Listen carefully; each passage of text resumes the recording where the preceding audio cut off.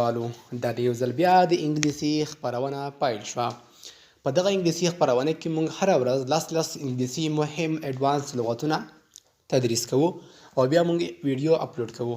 نو د تاسو ټولو څخه هیله کیږي چې تاسې زموږ یوټیوب چینل کې ګډون وکړئ او د بیل کلیک د بیل آیکونز او دې باندې کلیک وکړئ تر څو تاسو ته هره ویډیو در ورسیږي. انشاءالله موږ په نظر کې پلان نیولی دی چې تقریبا 10 او 1000 words دي، 1000 کلمات دي چې انشاءالله لغتونه دي، موږ به یې پښتو ته ژباړو او بیا به یې له خپل چینل څخه پر مخ بیایو.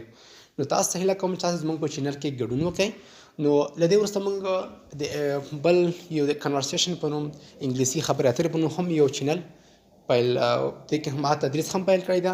تاسې هغه کې هم د ټول کې ګډون وکړئ تر څو تاسې انګلیسي وده ومومي. انشاءالله په راتلونکي یو میاشت کې به ستاسو انګلیسي ډېره ښه شوې وي. یوازې تمرین وکړئ او د لغات له ځان سره ولیکئ. نو راځو درس پیل کوو. کمپلیمنټ پوره کول یا تکمیل کول. کمپلیټ دا هم پوره کول. صحیح ده؟ COMPLET کمپلیټ پوره کول.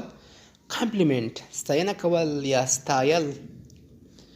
او د پوسټ کمپلیمنٹ کې په لاندې کمپلیمنٹ کې پروناونس کې کوم تفاوت نشته، یوازې سپیل کې فرق شته.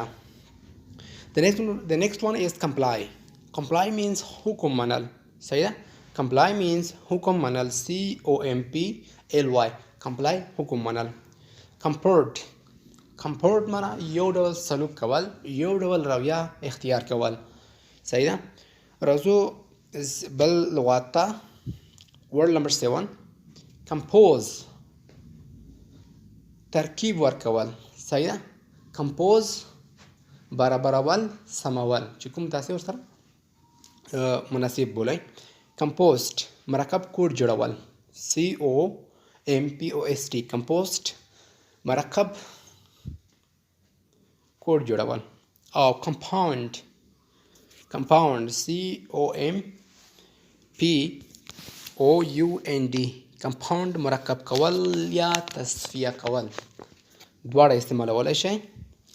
او بل دی comprehend COMPREHEND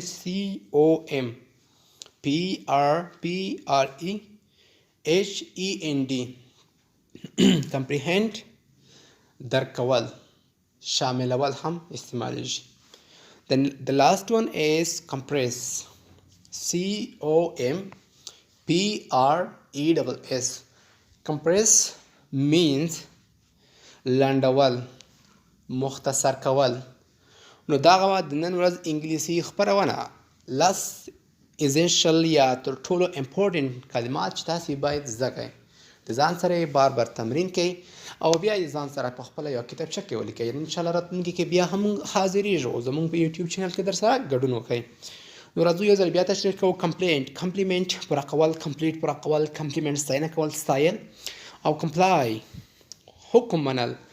کمپورټ means یو ډول سلوک کول، یو ډول رویه اختیارول.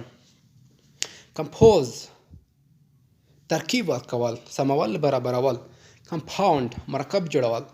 کمپریهند درک کول. کمپریس لنډول، مختصر کول. او دا د ځان سره تمرین کوئ. راتلونکي ویډیو ته په تمه شئ.